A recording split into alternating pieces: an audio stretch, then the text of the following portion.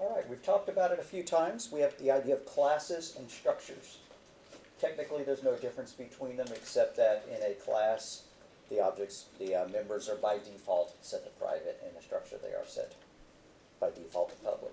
But conceptually, think of a structure as data only and a class as data plus functions, known as methods. Whenever you attach a function to data, it's a method. So to define a structure, you use the struct keyword, just like we were using class earlier. And in between the braces, you list all the members. The members can be data elements. Since this is a class, we're not going to think about sticking structure functions in there. And then they terminate like that.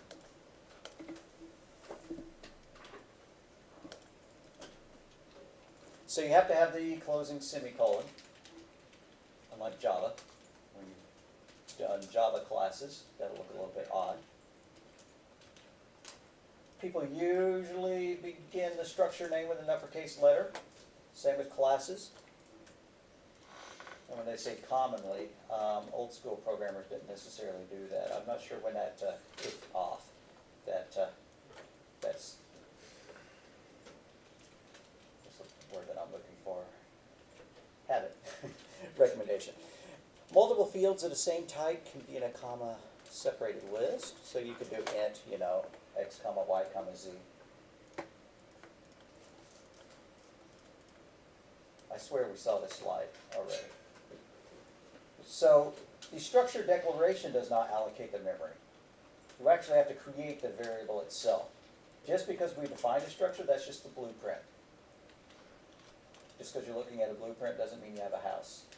You actually have to build your house based on the structure. And so in order to create the variable, you use the structure tag as the type name. We've created a new type, student bill. And then the bill object has room for the ID, the name, the years in the school, and the GPA.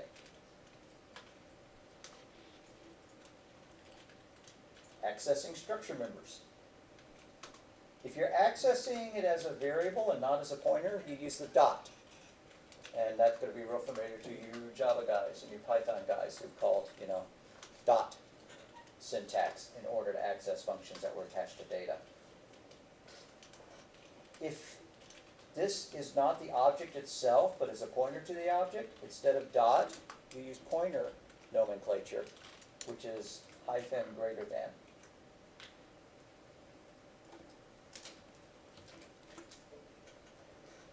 So we could print out this, or we could read in the student ID like that. We could call getLine to let them type in the student name, and then for some reason we arbitrarily give them a GPA of 3.75.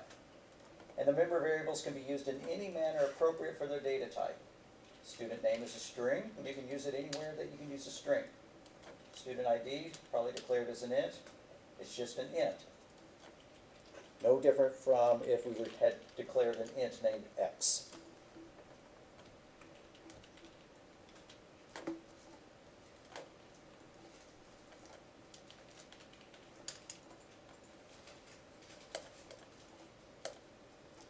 So displaying a struct variable, you have to display each field separately. You can't just do cout bill. And I know we saw this slide already when we were looking at the PowerPoint about classes. It's the same idea. Bill is just an address. It's a memory address, but it's got member elements that are attached to it. You can print those out. But just doing that's just going to print out a number. It's not useful. So you print out each element separately, or do whatever you're going to do with each element. So what I want to do today is to write a little application that'll pop up a little menu that says, do you wish to add a record or display records? And if we add a record, what we're going to do is we're going to let the user fill in values for a structure, and then we're going to go append that to a file. And then if we want to display records, we're going to go and open that file and print out all the data that's in it. And so the file format, we're going to just think about this a little bit. What's the file format going to be? I'm tired of using like pay rates and stuff like that. How about a name? How about a grocery name, like eggs, and then a price. price, like that, and then quantity ordered. That's going to be the general syntax of it. I don't know why the price of an eggs would be 12. Let's say $1.99 a dozen. And donuts are 8 for $1. They're definitely on sale. And milk is $3.99 per gallon, and they want 2 gallons. Something like that. That's the format that our data is going to be in. And so we're going to work towards that. So if they say they want to create a record, we're going to ask them for the name of the item. We're going to ask them for the price and how many of them. Now, if we wanted to take all the time in the world for this, then we could create a separate file that was an inventory, where we listed all the possible items, and they could list all the items in inventory, and then they could pick one. And then when the order was done, we would decrease the available inventory for that. But we're going to keep the example pretty simple. So if that's going to be our file format, later on I'm going to have to create a file that has that. But, struct purchase, those are going to be our data elements. So we need a name of the object, which would probably be a string. We're going to need a price, which we could make a float, double, like we need that much to hold, the price of eggs. You don't need, 3 to the exponent 100, and unless it's extraordinarily expensive. And quantity, like that. That'll be our structure for holding this stuff. And our menu is going to look like something like this. Do you wish to A, add, B, D, display, X, exit, something like that.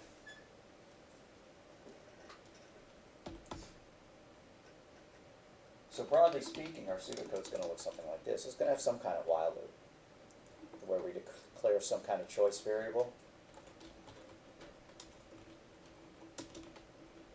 And as long as choice is not equal to X,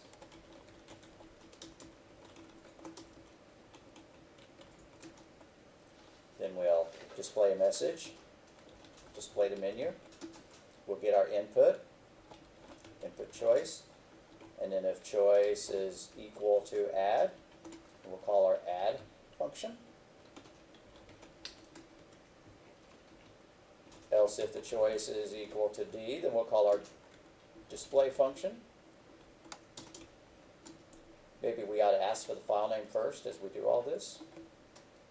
So input file name.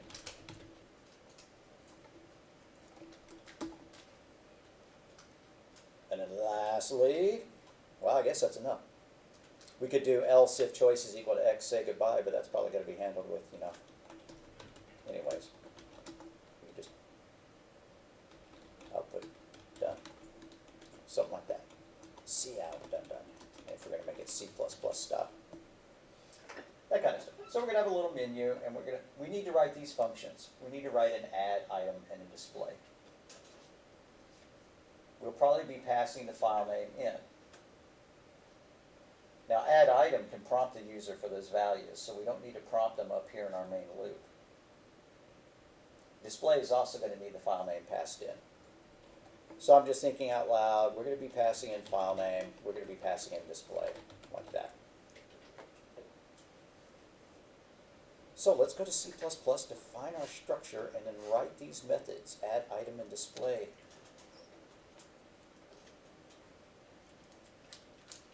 Project, empty project, July 30.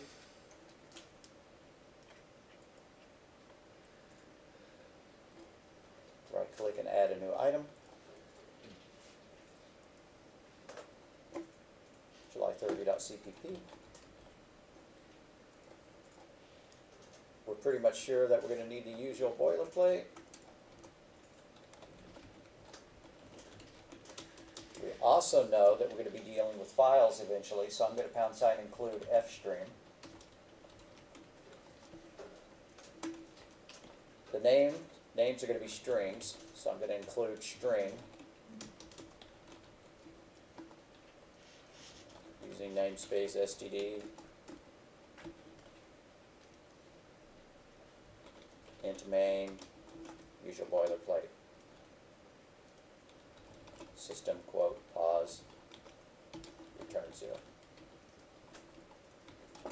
All right, so we need two functions.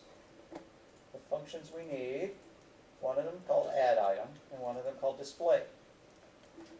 Let's ask for the file name. I mean, we could just hard code it. Whatever. It's hard coded for now. String file name equals, I don't know, what are we going to call this one? Order.txt.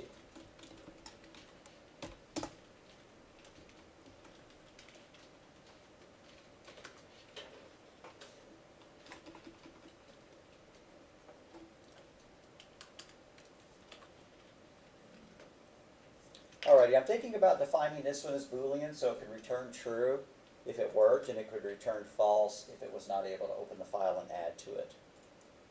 So bool add underscore item, and we're going to accept the file name. So string file name.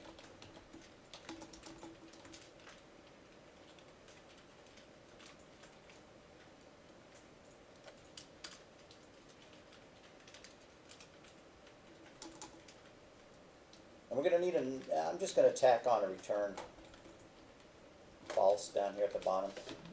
I'm going to do what's known as stubbing these out. We're just going to create all the functions and then we're going to go and fill them back in. So display could do the same thing. It could return false if it wasn't able to open the file. So bool display string file name.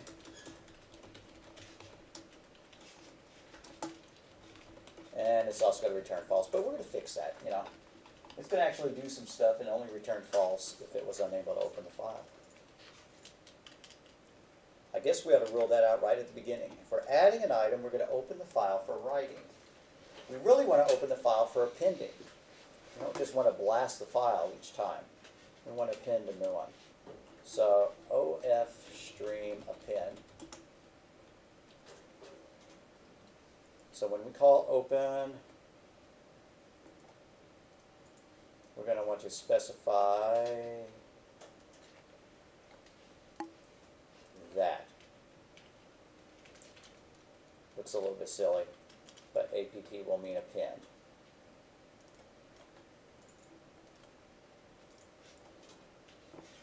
Alright, so we need a OF stream.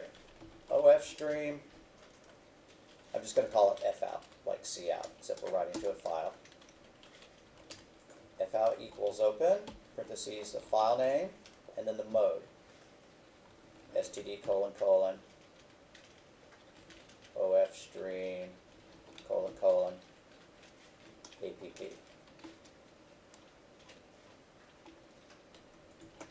we need the standard? No, we don't. We can get rid of that.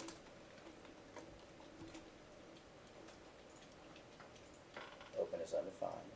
Is that so? Oh, my mistake. I was just doing C. My brain's broken. It's fout.open, not fout equals open. Okay.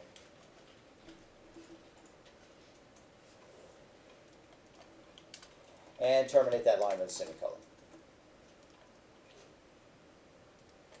Now, if we were not able to open the file, well, so if, parentheses, fout dot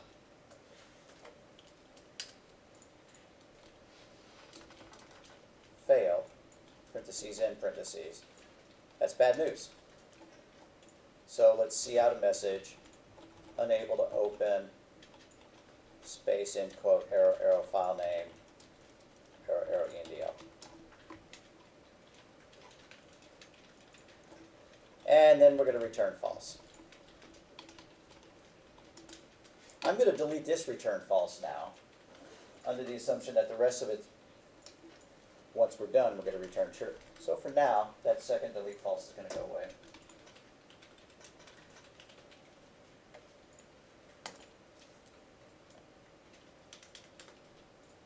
So rather than actually go through the thing of asking for the pieces of data, oh, we don't have our structure defined yet. That would be a good idea. All right, I'm going to go up here and define a structure. So above the add item, struct, purchase, we're going to have a string name, we're going to have a double price, and a double QTY.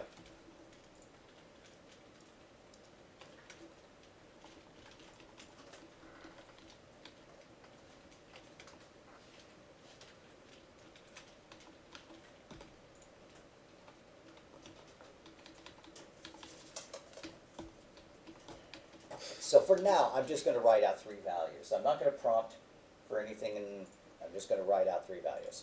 So F out, the name, which is test, followed by the price, which is going to be $1.99, followed by the quantity ordered, followed by \n. That's enough to test it. And then fout.close. Now we need to put a call to add item down in main, so that when we run it, it's going to create that file.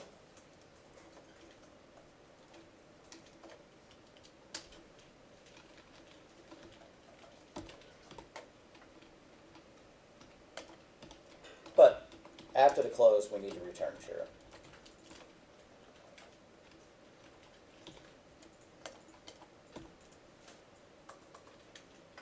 Alrighty, so the top line of main, after we, I'm going to just scroll down a little bit. After we get our file name, it's going to be a call to add item, passing in that file name. So I just added that to main. And I'll scroll back up.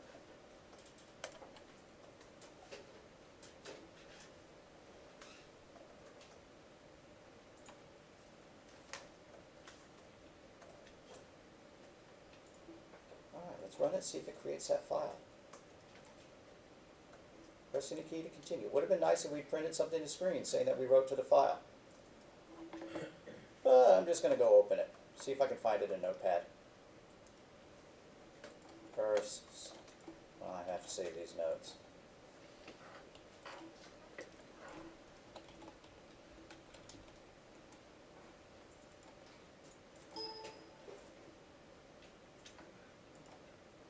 Documents, C++ projects, July 30, debug, no file, matches my, alrighty. In that case, I better add some print debug statements to let myself know whether it worked or not. Well, I didn't get unable to open. But if I get here, I'm going to just C out, before my return true statement, I'm going to C out file written, \n.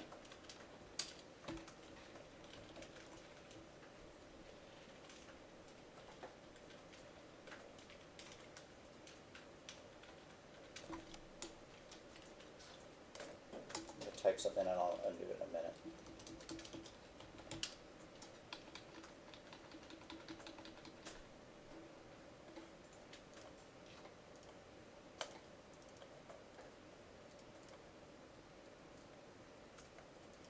Just wanting to see how to get the path of the OF stream.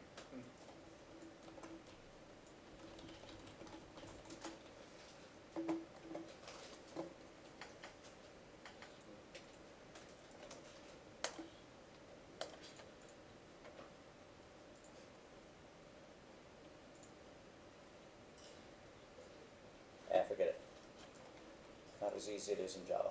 Alright, so run it again. File written. Oh yeah, well, where to go? Order.txt.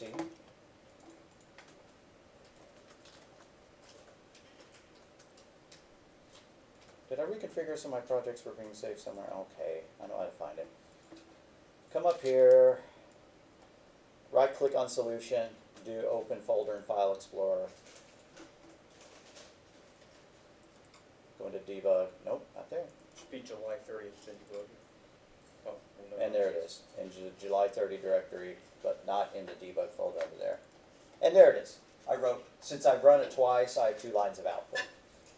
Okay, So fundamentally, we are in control. We know that we can write to a file. I need to pause, make sure that everybody's got a writing to a file. I'm sorry, how did you say to get that? To pop open the current working directory, you open the Solution Explorer, and you right-click on the word Solution and choose Open Folder in File Explorer. Once you do that, it'll be in the July 30, or whatever you called it, directory, order.txt.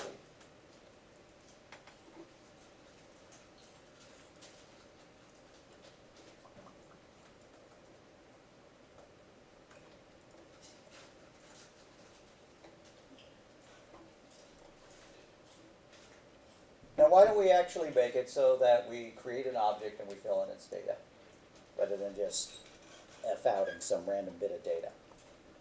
So, I'm going to comment out this line, but eventually I'm going to delete it. Excuse me. All right, we need to get 3 pieces of information. We need to get the name. We could just create the object first and then fill them in directly like that. So, purchase P1. Not that we're going to have more than one purchase, but 1-letter variable names are lame. Okay, so cout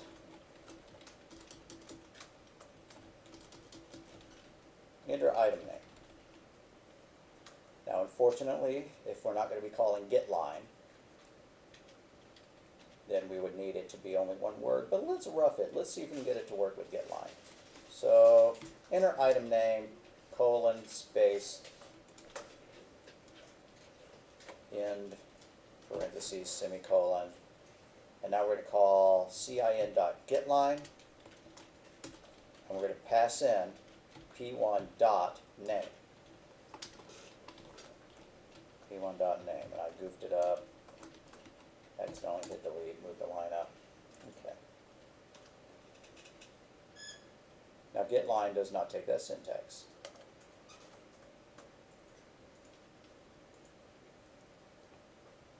It's probably, all right. I got it. It's, well, I didn't use the parentheses after getLine. I used the input operator and then just put p1.name. Yeah, I could do that. CIN arrow. That would only let us write in one word. Well, it was cin.getLine. Oh. And, it's not giving me an error. I don't know if it'll work. Oh, okay. Yeah, my mistake. It's the syntax for it is getLine, parentheses, and then the input string, comma, and then the variable we want filled in. So back here, it's not CIN getLine. GetLine is not a member of the ifstream class. It's just a function, and so we need to call getLine parentheses CIN comma p1.name. Now we need to get the items ordered, the price. So cout enter price colon space $, semicolon, cin arrow p1 dot price.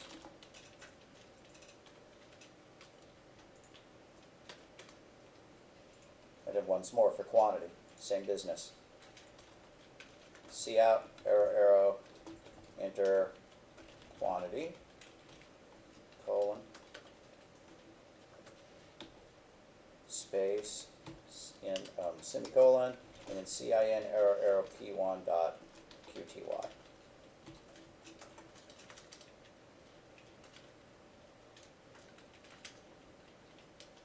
Then our cout statement is just going to write those three values in separated by spaces. Excuse me, our fout statement.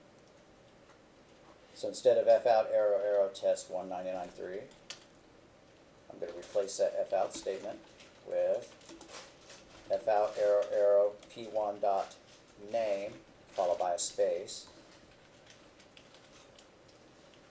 and then arrow p1 dot price followed by a space,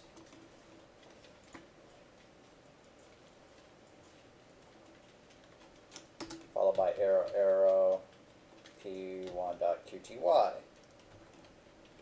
followed by a \n or an ENDL.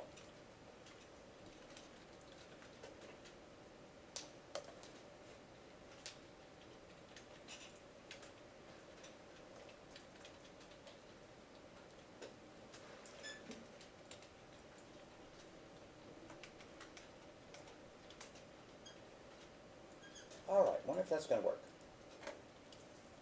Run the debugger, change the font size.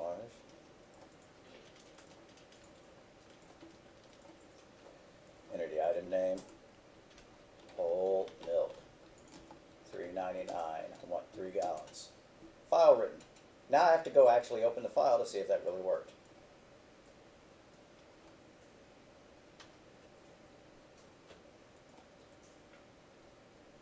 I wonder if I can add that txt file over here, like add existing item and find that txt file so I can just double click on it from within Solution Explorer and see it. So on source files I've done add existing item, order.txt. Now maybe I can double click on it, and there it is, whole milk $3.99. Alright, I see a problem with the way I structured this file. The problem with the way I've structured this file is if I'm going to allow multiple things here, and then magically somehow I'm supposed to know that that's a number, right? And then I'm supposed to magically know that that's another number.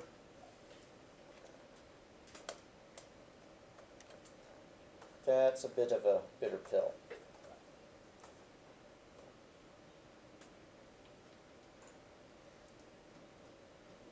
I'm going to delete that whole milk thing, and we're just going to say, for now, that all grocery items have to be one word exactly. And the reason why is if we typed in whole milk, you know, 3.99, 3, and then we read those in, like into name, and then, you know, into price, and then into quantity, like that, name is going to wind up saying whole, and then price is going to be filled in, you know. So if we want, we're just going to use underscores, something like that. Okay, so I'm going to modify my txt file before I save it. Just say whole underscore milk. Then I'm going to close that. I'll open it again when I want it. Alright, I'm going to run it once more, just because that was a lot of fun. Okay, test it out again. Enter item name. Whatever. Yummy underscore grapes. The price is $1.99 a pound, and we want 100 pounds of them. Now I'm going to go open my order.txt file, and yep, it added yummy grapes to them.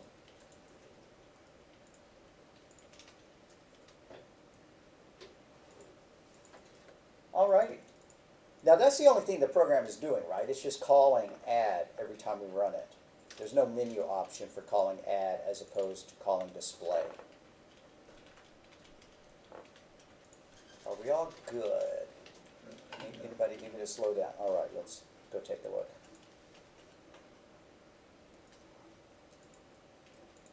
All right, let's write a function that'll open that file and read in all the items. But it'd be kind of nice if we had a function that would just display the entire item. And what do I mean by that? So I don't have to do any cout, arrows, you know. I can just call a function to display a purchase. So up here above add item, just going to do this. Void display or print item, maybe print item. Print underscore item, and it's going to take a purchase PCH, and we're just going to have some fancy cout. You know what, we could just copy the F out that we did down here. I'm just going to copy that F out arrow P1 name and come up and paste it up here. And we can make it look fancier. But it can't be F out, it needs to be cout, because we're just displaying it to console output. Now here I called it P1 and here I called it PCH, so great, that copy and pasting didn't help much. I'm going to change my purchase variable to P1 rather than PCH, rather than change P1.name to PCH.name and so on. Maybe I want a $sign in front of the price. I'm going to go and I'm going to put a $sign right here so when it prints it out we see the $sign. Why am I going to do this? Because when we're looping through the file, just be real nice to be able to call print item rather than do a cout. Make the code look a little bit cleaner. Okay, so let's write a function called display, which will open that file. So it needs to take the file name. Oh, we already have that function. We've already stubbed it out down here. I'm going to paste this and put it right. You don't have to do that, right above the display function. All right, let's open our file, but we're going to be opening it for reading. So it's going to be an IF string. And I'm going to call it FN, like CN is for console input. And then fn.open, parentheses file name. And let's rule out an error. So if fn.fail,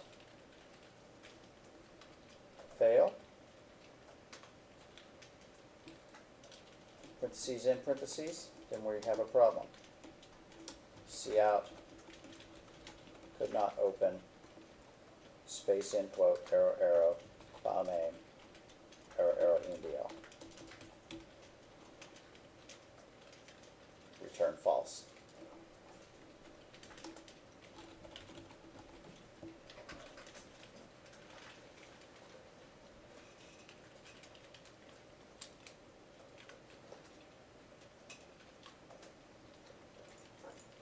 But if that's not the case, we're just going to use a do loop. Or not a do loop. We're just going to loop through it all, reading that stuff in. And my brain is glitched on the easiest syntax for doing that. And I would like to use the easiest syntax. Excuse me for pausing the recording. If we get here, then this means it's working successfully. So while fin.good, as long as our file is good, we're going to read in those three things. I guess we should create the object beforehand, or we could just create three variables and then store them in the object later, which is what I'm going to do. So string name double price comma qty, and then from the file, so fin arrow arrow, fin arrow arrow, the name arrow arrow, the price arrow arrow, the quantity semicolon.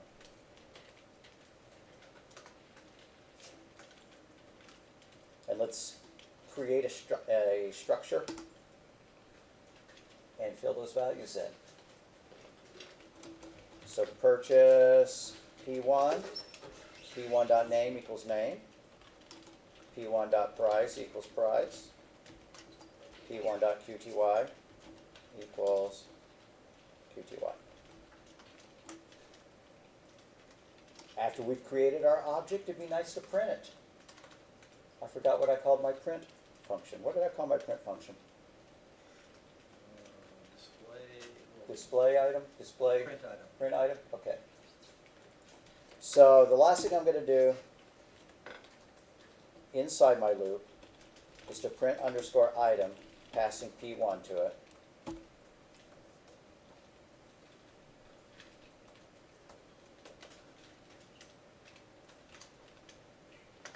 And then when the loop is done, I'm going to close the file, so fin.close, and I'm going to return true. Now there's probably a stray return false underneath that return true, so I'm going to scroll down and delete it. Yep, there was. All right, I sure hope this works. I need to put a call in main to execute this one rather than the other one. We're already sure the other one works. So I'm going to scroll down into main, and I'm going to remove this line, add item. I'm going to call display item. Or just display, that's what it's called. But we have to pass the file name in. So display parentheses file name.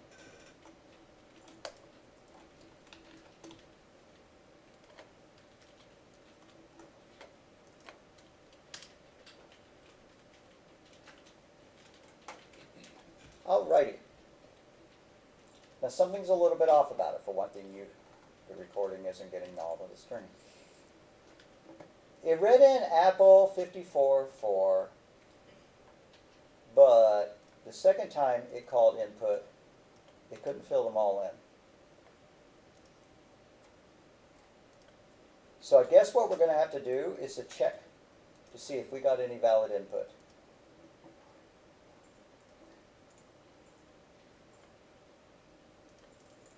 Can we do this? If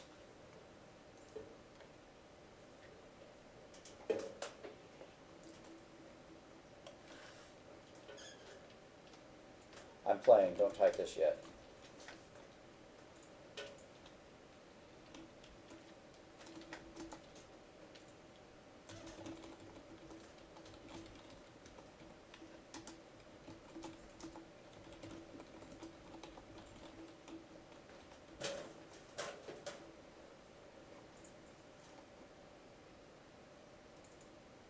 Okay, that will work. So here's what our code will look like, and here's the change we're going to make to it. It looked like that. So go up to your fin, arrow, arrow, and make it if, F-I-N, arrow, arrow, and then remove that semicolon at the end, replace it with a close parentheses. On the next line, do an open brace, delete the closing brace. Tab all this good stuff over, and do a close brace there. Now we could actually make this a lot cleaner if we wanted to. And I guess I do. So I'm going to make some edits. Hopefully they won't be too complicated to follow. What I'm going to do is I'm going to define these three variables outside the while loop. So I'm going to cut them, paste them outside the while loop.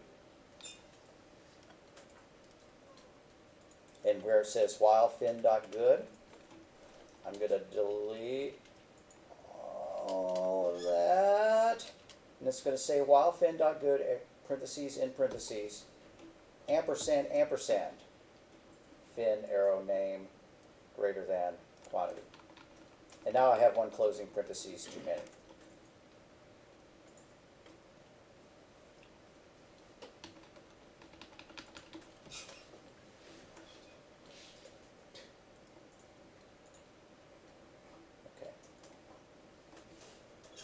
So our while loop is being a little bit sneaky. What it's doing is it's making sure that the file is still good. In other words, it hasn't hit end of file. And it's doing this. And this stuff returns true if it succeeds, but it returns false if it fails. And we remember that and means that both sides have to be true. So if the read fails, that's false, and it's going to exit the while loop. If the file is no longer good because we've hit end of file, then it's going to exit the loop.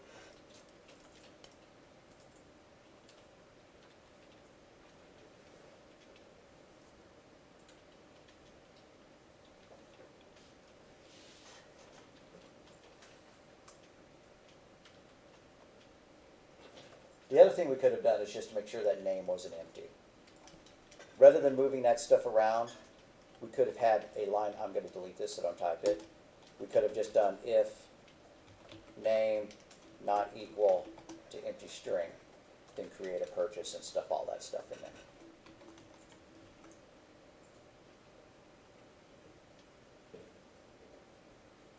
All right, I think that works. I'm going to pause the recording, make sure everybody's got it going. We're almost done with it. What's left to do? Add the menu.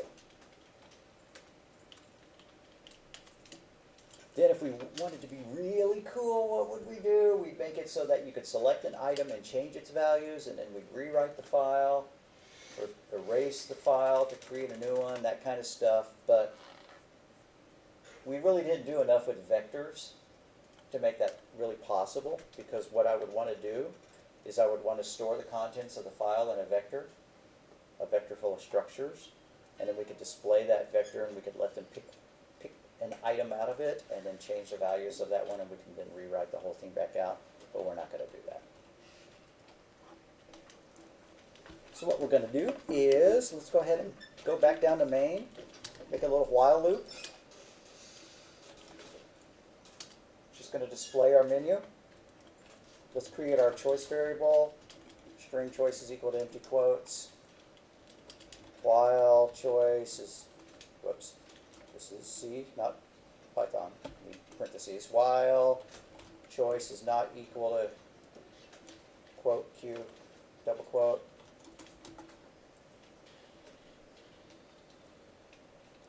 C out, arrow, arrow, A for add, D for display, Q for quit, colon, space, end quote, semicolon. And then read our choice in, just as usual, CIN, arrow, arrow, choice.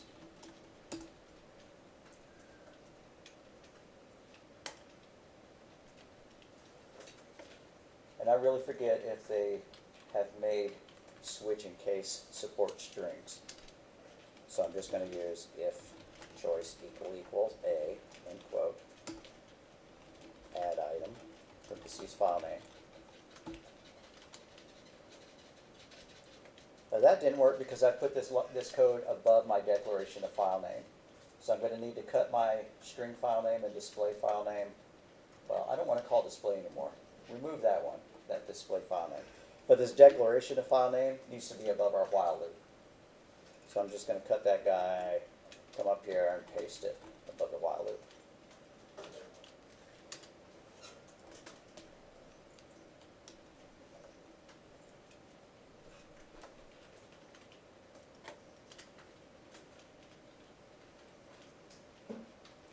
Well, you've got A, now let's do D. If parentheses choice equals quote D, end quote, end parentheses. Display parentheses file name, end semicolon.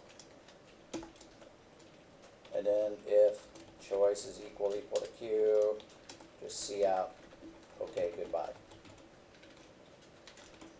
Backslash N, end quote, semicolon.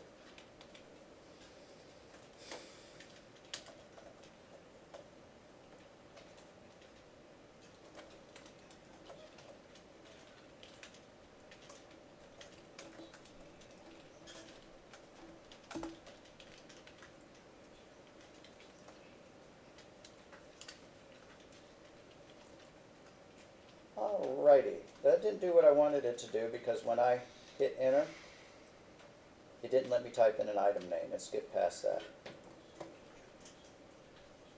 I'm going to see if that was a glitch or if it does that every time.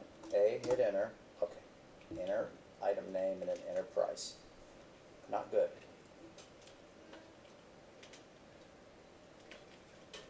We're going to need to flush the buffer after we get the choice, and I'm not sure why that's necessary. That happened to me on a homework assignment. Yeah.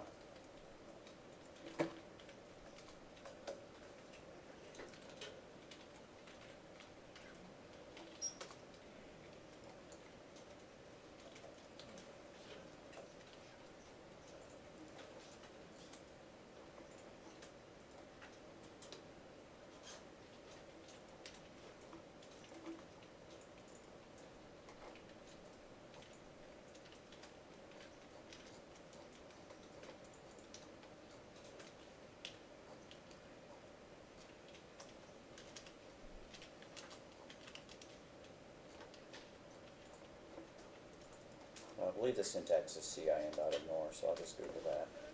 Cin.ignore.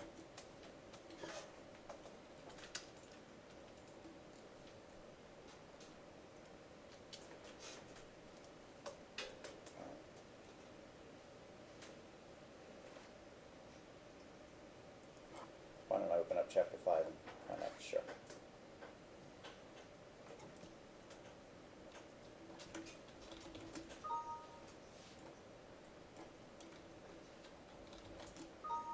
Come on.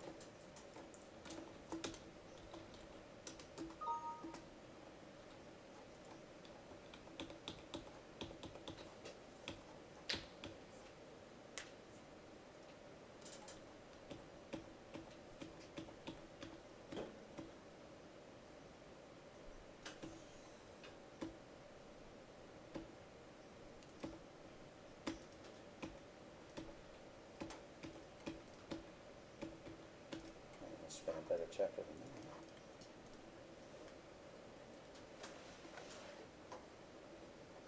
Minimize.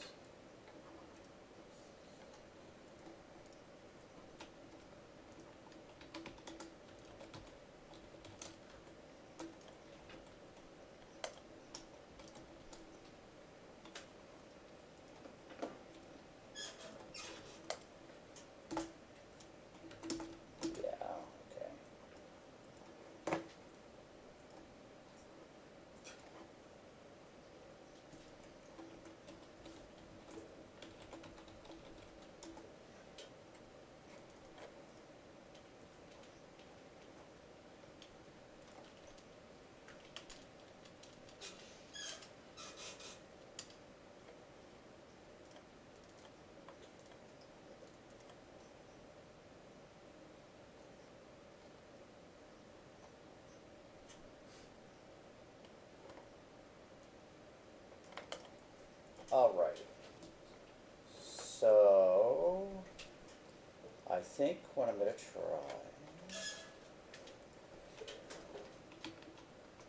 where was that? In my while loop.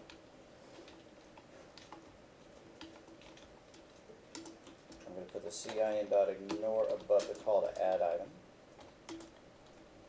This is dumb.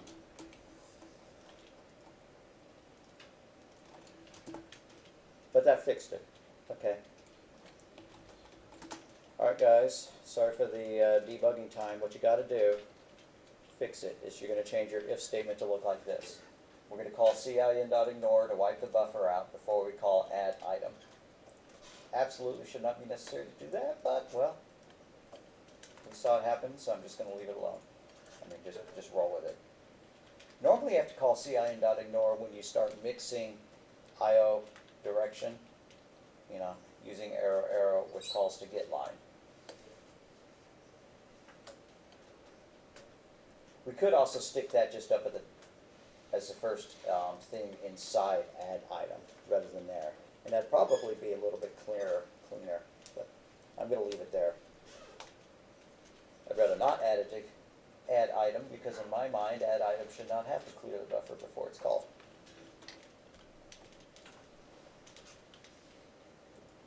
Alright, so I'm going to run it. Add an item, enter item name, roast beef, wait, one word, roast underscore beef, enter price, 486, enter quantity, 10. Now I want to display it. So D, there we go.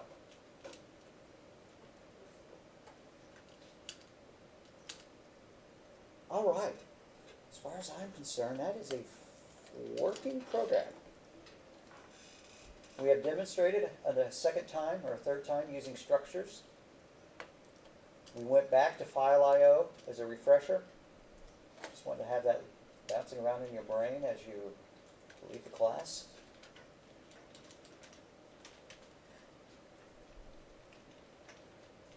Anybody need typo correction?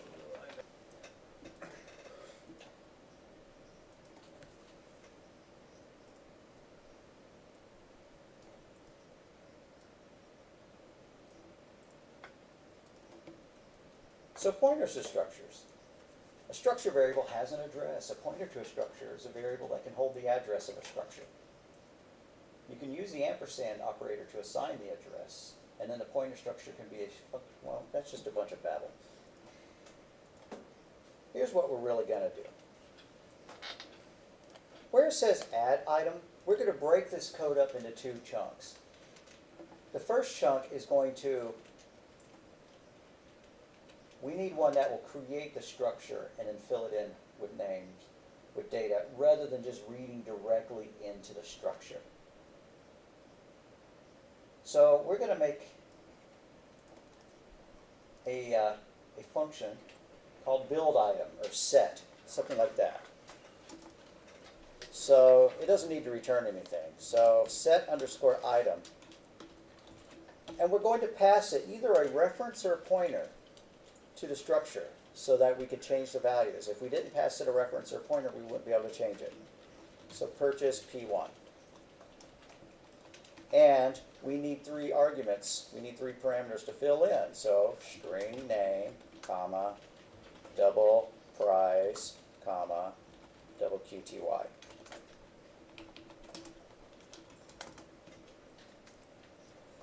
But this isn't going to work. The problem is that if it's not being passed in as a pointer or as a reference, we won't be able to change the values. So I'm going to pass it in as a pointer, just because pointers are slightly wonkier than references. References are almost too easy. So I'm going to do that. That's going to be a pointer to a purchase. And so it's going to be P1 dash greater than name equals name. And P1 dash greater than price equals price. And P1 dash greater than QTY equals QTY.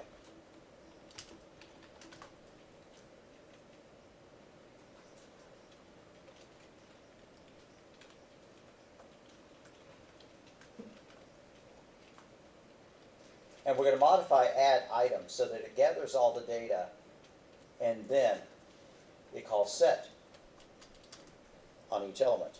I mean, it calls set on the item, on the structure. So I'm going to need this code, but then unfortunately I'm going to have to scroll it down. So I'm going to kind of hang here on that for, just a little bit longer. Pause it if you're not here. I'll bring it back up. Okay.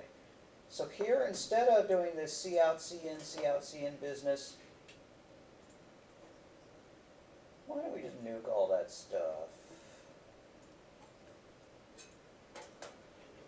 Everything up to the F out. And we're going to change this so that it says C out, quote, enter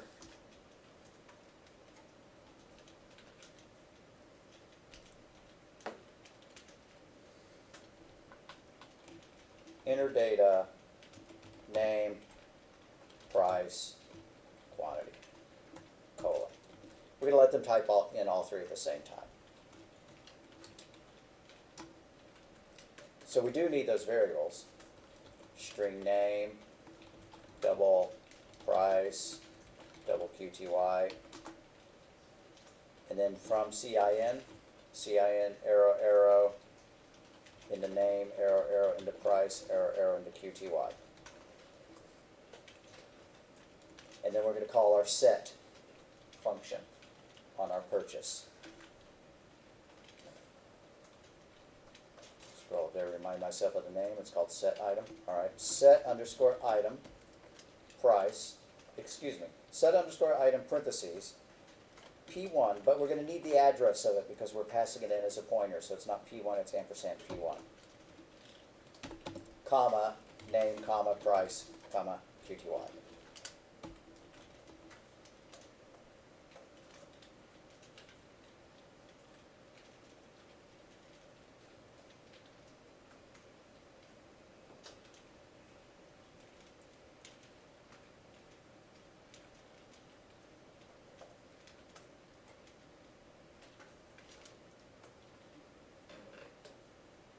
And since we have that function written, we may as well go and modify our display loop to use it as well.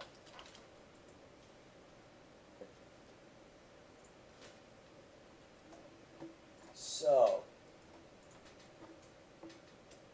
got that change? I hope so. Let's go find our display code. And here down here where we do P1 name equals name, P1 price equals price, P1 quantity equals quantity. Delete those lines or whatever, comment them out, because we're going to replace them with this. Set underscore item, P1, comma, name, comma, price, comma, QTY. And it's supposed to be ampersand P1. I forgot that again.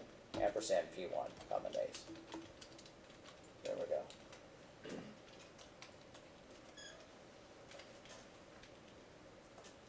I wonder if that's going to work. I'm going to give it a shot. Then I'll walk about, help debugging if it works. All right, so enter the name and the price and the quantity. Okay, chickens. Chickens are incredibly expensive. $9.87, and I want 1,000 chickens. Now I'm going to display them all and hope that my chickens show up. Yep. All right. So what is this demonstrating? This demonstrated the concept that if you pass something in by its pointer, that function can change its value. It can access the members. It can modify the members, not just access them. If we hadn't passed it in by pointer, then up here where we did P1 name is equal to name, that change would be ignored because P1 would just be a copy of our original object. But we're passing in the address of the original object. Just like it's no longer just a picture of my house, it's the actual address of my house so that you can go and make changes to it. We could have also done it by reference. And if we'd done it by reference, we wouldn't have to use the ampersand here.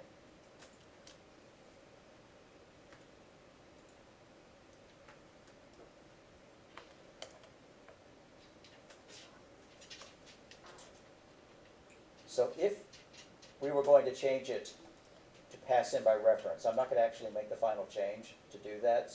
I'll undo it after I do. I would change set item to look like this.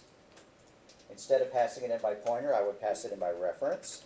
And I would change all these hyphens, arrows to dots. Then I would have to modify the place where I called to remove those ampersands. You can see them right there. Yeah, I don't know. Guess I'll do that. So I'm going to go to the first error where I called set item and I had the ampersand. Since I'm passing by reference now, I don't do that. The difference between a reference and a pointer is that a pointer was invented in the C programming language, and references were added to it in C++.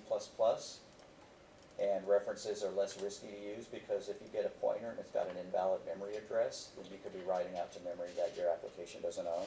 Whereas if it's a reference, it ties it all together to make sure that that never happens. So I'm going to fix that one, and then I'm going to come down here and fix this set item as well on that error. Remove its address, and then I'm going to call this done there. I told you not to make that change, and then I made it. All right. So let's say that we want the prices to be printed out to the dollars and the cents, right, with 2 places after the cents. We would need to use the IO manipulator functions in order to do that. So come up to your includes, and # include IO manip.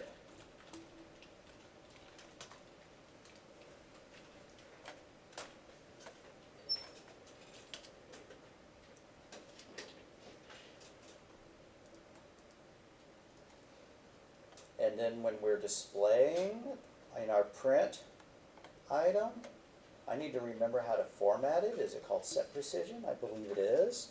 So before price, I'm going to do set precision parentheses.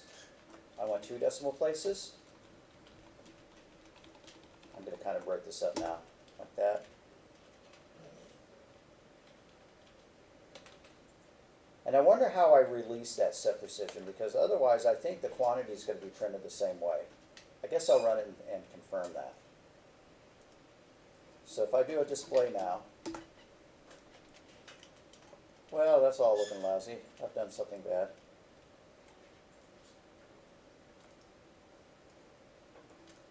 I should probably call fixed. So arrow, arrow, fixed, arrow, arrow. I should go back and look at my notes so that I'm flying by the seat of my pants. There they go.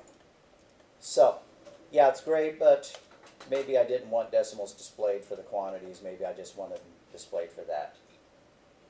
Immediately after price, could you just set precision again to... Yeah, I'm wondering if I can do this. I'm wondering if I could do set precision parentheses in parentheses, and if that would restore some kind of default. Like set precision, like that. And of course not. Too few arguments in function call. I could set it to 0, right? But then if somebody said they wanted 3.5, well, maybe in this grocery store you're not allowed to buy partial, half a container of milk.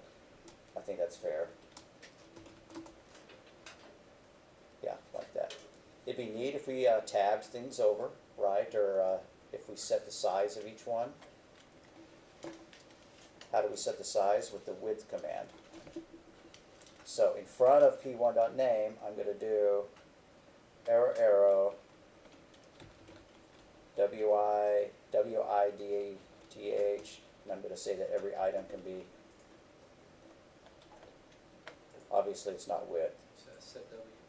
Set W, thank you.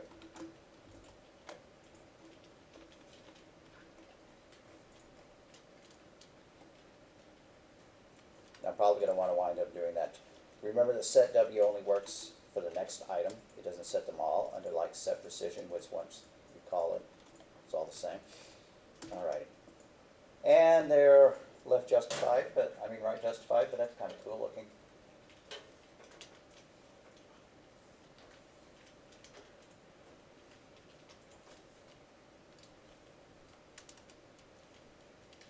It is bugging me. I sure would like to know how to undo the set precision.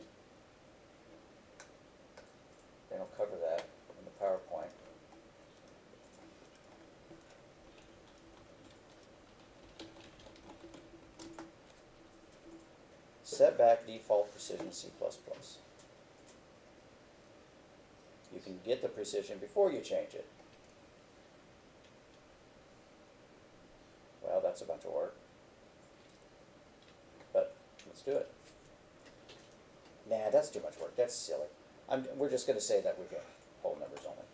But I do want to change it so that each item has its own width. So before I call fixed or after I call, anyways, before this price, I'm going to do, so before the price, arrow, arrow, set W. Prices really don't need to be more than 6 digits, I think. So before the price, I'm doing that. And then before the quantity, arrow, arrow, set W, same business. I'm going to set it equal to 6.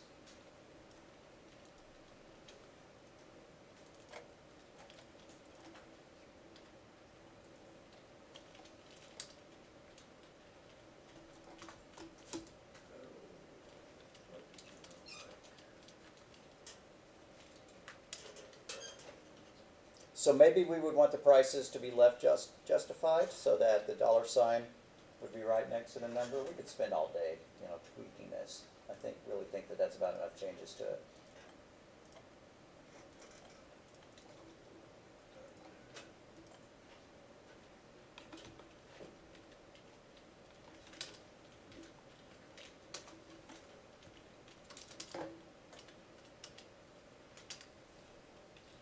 Alrighty, anybody need the code up on the screen any longer than? Alright, I'm not seeing any panicked hand waving, so let's go on. So pointer to structure. You can create a pointer to a structure by using the asterisk, student asterisk stu pointer. Now stu pointer is a pointer to a student, it is not a student, and you can set the pointer equal to it like that. So if we wanted to monkey around with doing something like that, down in main, we could create a new purchase, purchase my purchase, and then purchase ampersand, or excuse me, purchase star p, my p, and then we could change the elements via either way. We could do myp.name is equal to Fred, or we could do pmyp arrow name is equal to Joe. And it just changes the same object. We've just changed its name twice. But we already saw that when we did the set item code. This isn't going to work. This is going to blow up. What have I done wrong here? You haven't assigned a reference. I never assigned it. Right, so that would need to be equals ampersand myp.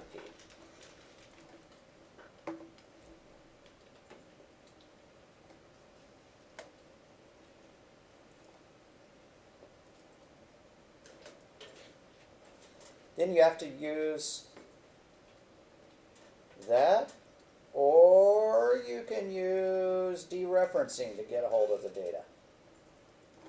Dereferencing just means using the star in front of the pointer name. But you can't do this, you can't do that and have it finish working. I should have chosen a better name, this is annoying to type. Instead, you have to do this. Like that.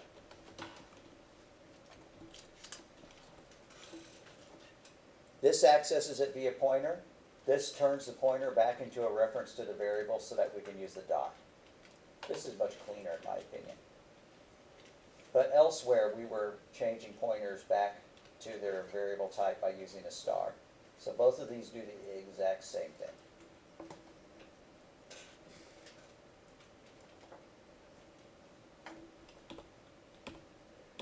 Unions.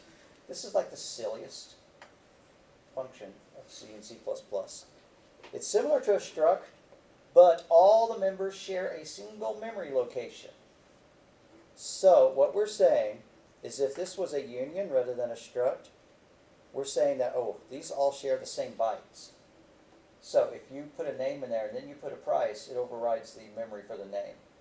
And then if you put a quantity in there, it overrides the price. How useful is that? set something up to take any data type. Right, right. That's what you're doing, but you have to track which data type you're dealing with. You have to know that the purchase that you're looking like, that you need the name out of it. And if you try to get the price out of it, but they stored a name in it, it's not going to be good. Won't blow up necessarily, but it won't be in the right format. Let's see if they have a good reason for doing that. So union is similar to a struct. All members share a single memory location. Only one member of the union can be used at a time. The syntax is exactly the same, except you change the word struct to union.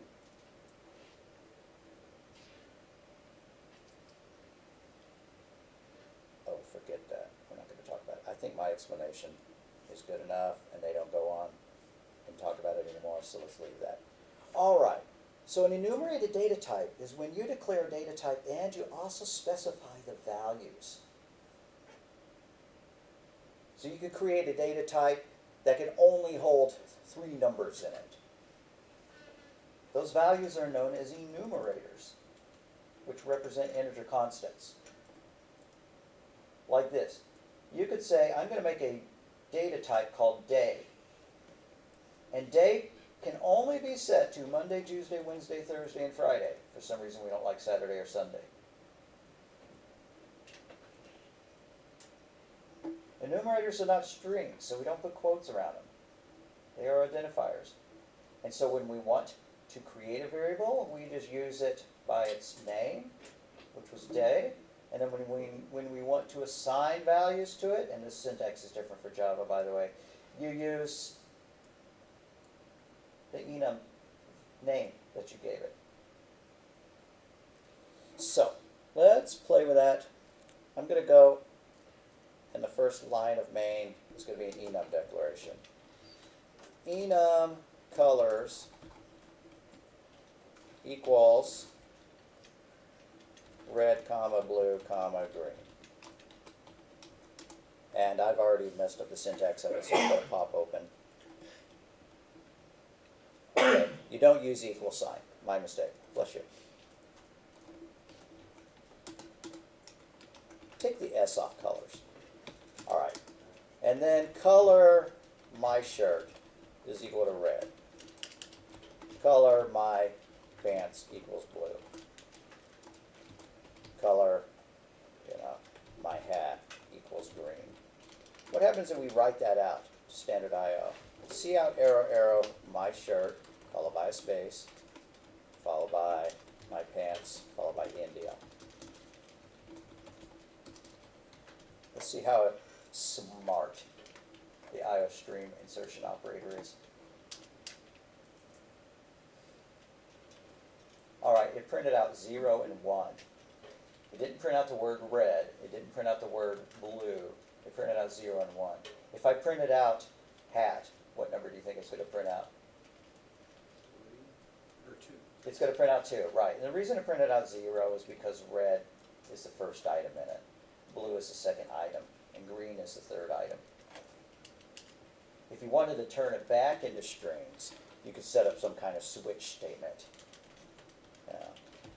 Switch based on your variable, and then case red, print out the word red with quotes around it. Case blue, put out the word blue.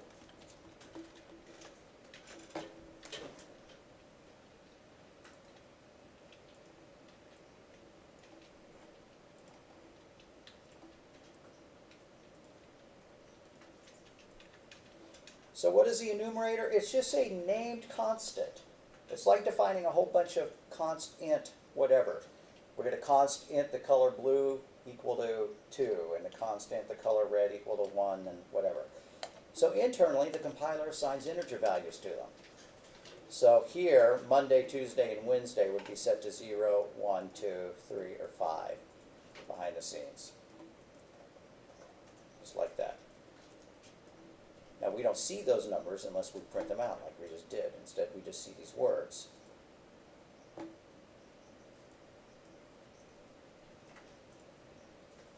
So you cannot directly assign an integer value. This will not work. It seems like it should. If Wednesday is equal to 3, then why couldn't you say workday equals 3 and have it work? But you could cast it. they're using a static cast. I wonder if the other kind of casts work as well there.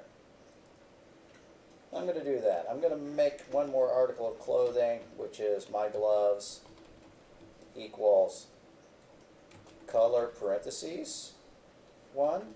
Am I going to have blue gloves when that's done? Or is that going to be a syntax error? So I have to do a static cast. Let's find out. Okay, seems to have worked. I assume that if I print out my gloves, then we'll see a 1 there. Yep. So why do you do that? Well, you may want to set up a data type that has a fixed set of values. There's only a certain number of different options for that variable. And so you define the options. This variable can be either this, this, or this, and day of week is a good example of that. There's only 7 days, Monday through Sunday. There's only 12 months. Nobody's going to be able to put a 13th month in. And so you define your enumerators, and that way you're restricting your data to one of those values. Does this blow up if I type in an invalid color? There is no color 5. Phew. Nope. Okay, that's not very type safe. What if I'd done static cast? Would it have been smarter about it? My guess is no. Alrighty, so it's not doing any type checking when you do it, so I'm not really sure that that's a super duper big advantage. I believe Java would choke on that. So assigning an enumerator to an int variable, underneath it all, it is just an int. So, x is equal to Thursday puts 3 into x. So they've created an enumerator called day, Monday, Tuesday, Wednesday, Thursday, Friday. And then they get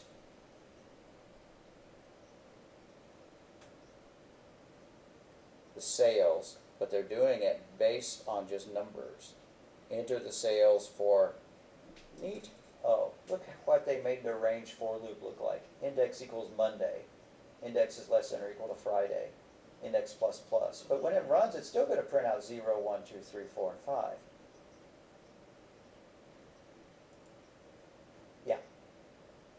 So was that so hip? I don't know. I don't really see the point. What you would wind up doing is you would make an array of names to match your enumerators, and then you could print them out that way. So let's do that. String color names is parentheses, square braces equals, and then put string names. Red, end quote, comma, blue, end quote, comma,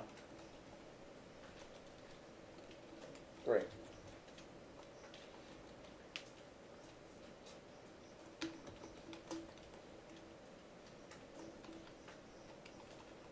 And then down here, instead of our cout, I'm just going to delete it because that's totally messed up now.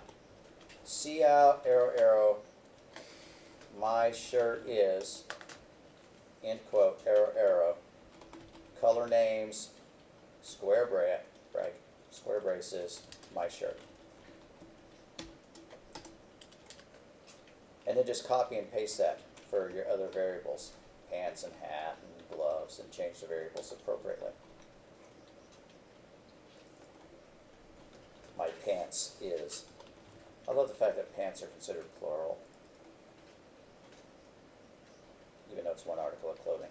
My hat is, and then my gloves are. And I need to change these indicators as well. My pants, so I'm making 2 edits per line that I copied and pasted. My hat, and then my gloves. Then if you wanted to, you could do a switch on it. Switch my shirt. And then you could have some case statements. Case, red, colon, cout something. I'm not going to flesh this out. I'm going to just comment it out.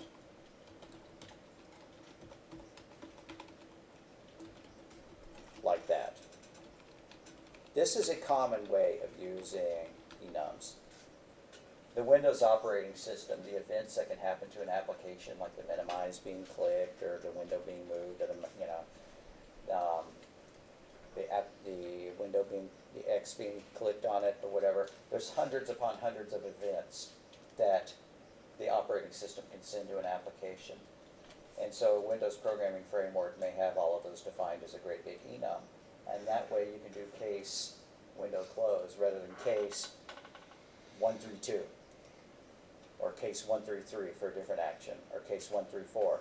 Underneath it all, if you click the close box, it's going to generate that 132, and if you click the resize, it's going to do 133, and if you click minimize, it's going to do 134. But it's nicer to have the names inside your code so that you can understand them. That's the real point of enums, is just to make your code more readable so that you can do things like that, or you can write if statements. If my gloves equals, red, then do something like that. Now this is going to blow up, hopefully, because we don't have that many items in our array. We've only got 3 items in our array, so there's no way that accessing element number 5 is going to work. So I'm going to have to change that to a valid value. Yep, it blew up. Break it, click the little red arrow to stop it from running. All right, I'm going to fix that. I'm going to set that to a 2. So it'll be green. All right, and so my shirt is red, my pants are blue, my hat is green, my gloves are green. That is working. So you can access enum values with if statements. You can access them with switch statements. If you're trying to associate them with strings, you better declare an array of the same length so that you can use them as index values into the string. Into the array.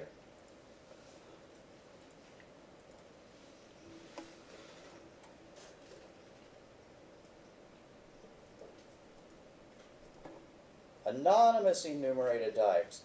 It's simply one that does not have a name.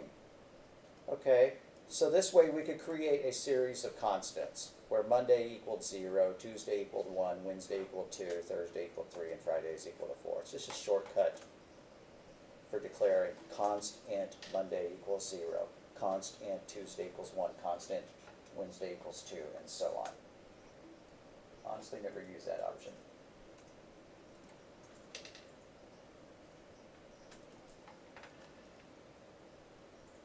And here's what, because enumerators are stored in memory as integers, you can use them as array subscripts. We have sales. We have an array of 5 sales. So the sales on Monday were $1,500. The sales on Tuesday were $1,800, and so on. And since Monday equaled 0, that changes the first element of that array. And Tuesday is 1, that changes the second element, and so on. Remember, you cannot use ++ on an enum variable, so this following loop would not work. For workday equals Monday, workday is less than Friday, workday ++. Instead, you have to rewrite the update so that it follows this nasty syntax, of where we take the workday, we add 1 to it, and then we cast it back to being a workday. You send its value into a variable and then ++ a variable? Right. Yep. Yeah.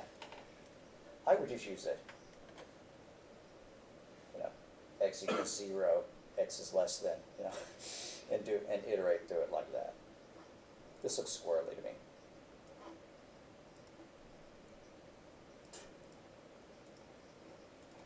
So enumerators must be unique within the same scope,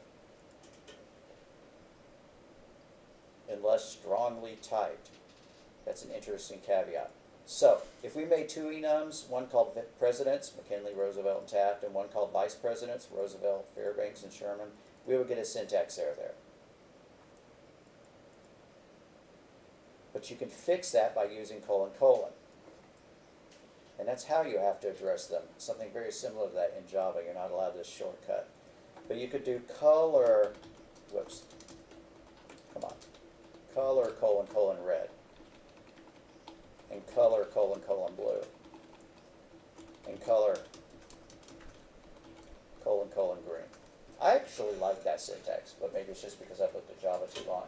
Because, red what? I have no idea, no, now I know, red is part of this enumeration here. Because maybe red was just constant, a constant definition, and somebody programmed in some RGB values, and so, it's some very strange data element. But now we absolutely know what it is. It's a member of an enumeration, and that is the member that it is. And that way, if we had a different enumeration that also used the word red, string, I don't know what else could be red, bird colors. Okay, birds can be red, and they can also be brown. There's only 2 colors of birds in our universe. Now, if I try to do, cout, oh, that's wrong. It needed to be the enum, not the bird colors. Sorry. Enum, bird colors, red, comma, brown. So if I cout red, arrow, arrow, EMDL, it doesn't know which red I mean. Oh, it just took the first one. Wasn't a syntax error, it took the first one. So if I wanted to specify that it was a bird colon instead, bird, colors, colon, colon.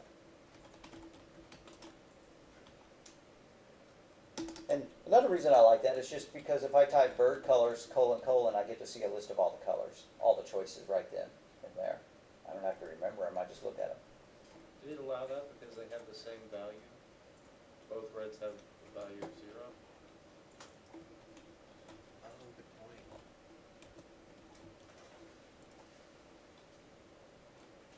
Well, now they no longer have the same value.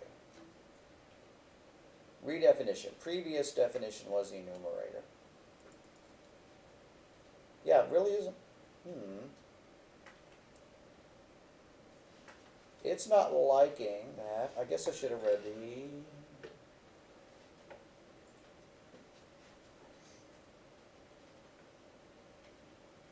A strongly typed enum allows you to add multiple enumerators in the same scope with the same name.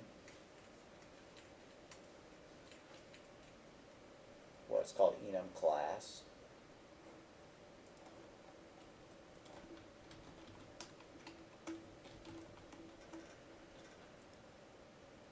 I'm going to skip that. You can see that it can be a problem, but it was working at first. Didn't we see it work for a moment? Scroll down. That bird colors, is that causing an issue? The one that doesn't have any finished code? Below that? Oh, I don't know. if okay, it's yeah. doing anything. yeah. And it doesn't seem to like that any. So, int x is equal to bird colors.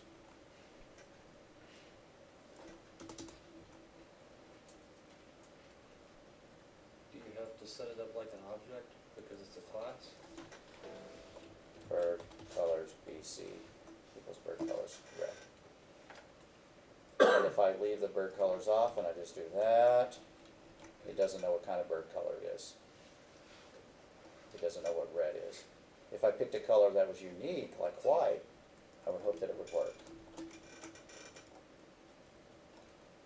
It will not, because I use the word class to define them, which means that you have to use this syntax to access them.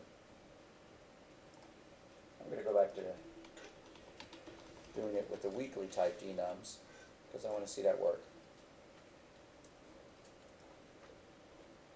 And there are build errors because red is defined here and red is defined here. So if you want duplicate names in them, do enum class. And that just means that whenever you access them, you're going to have to reference them with the name of the enum. Because if I tried this, color colon red, it's going to know that a color is not a bird color. Those are two separate things.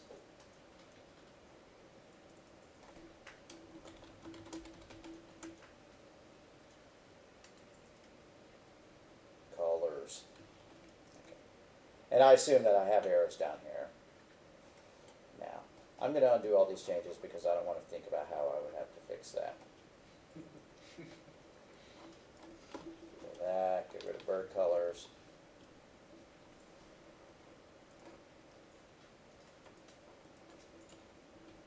Remove the word class so that they behave like classic C style enums. And we're back to where we were. Good.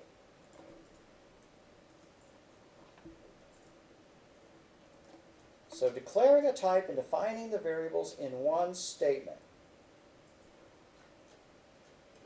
If before the colon you put a variable name, not only have you declared an enum, you've created a variable of that type.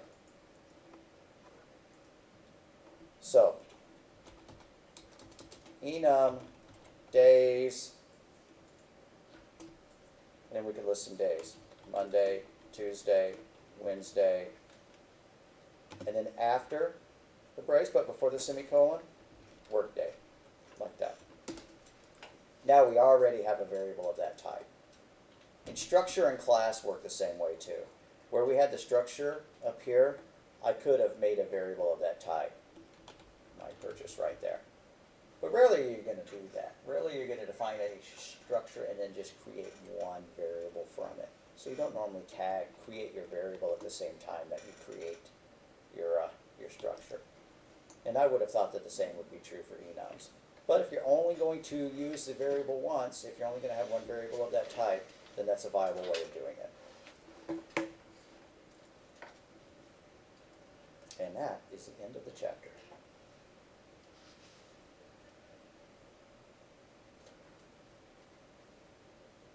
Okay, it's bugging me that we weren't able to get the number. Maybe if we had cast it to an int, we would have been able to do that. Remember when I was trying to print out the color of the shirts there, and then once I used the keyword class to make it a strongly typed, then I was no longer able to do this. If I had cast it to an int, that would work, but the syntax looks nasty to me.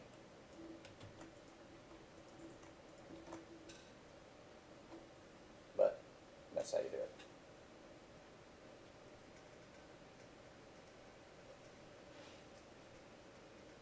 I'd almost rather make that a function that returned a string based on the color.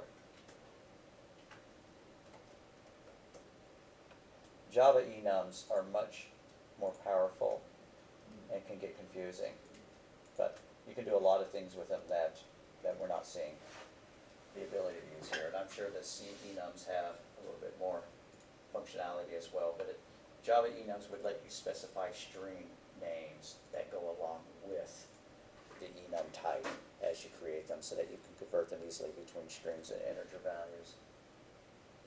Seems like a parallel array would be Is easier to work with than. Yeah. Parallel arrays make sense. So, yeah, every time you create your enum, just create a parallel array if you have a need for strings. All right, the lecture is over. Are there any questions from the entire semester? All right, pull out your pencil and put away your book. No, I'm kidding. We're done. We're done. Let's make a Dropbox.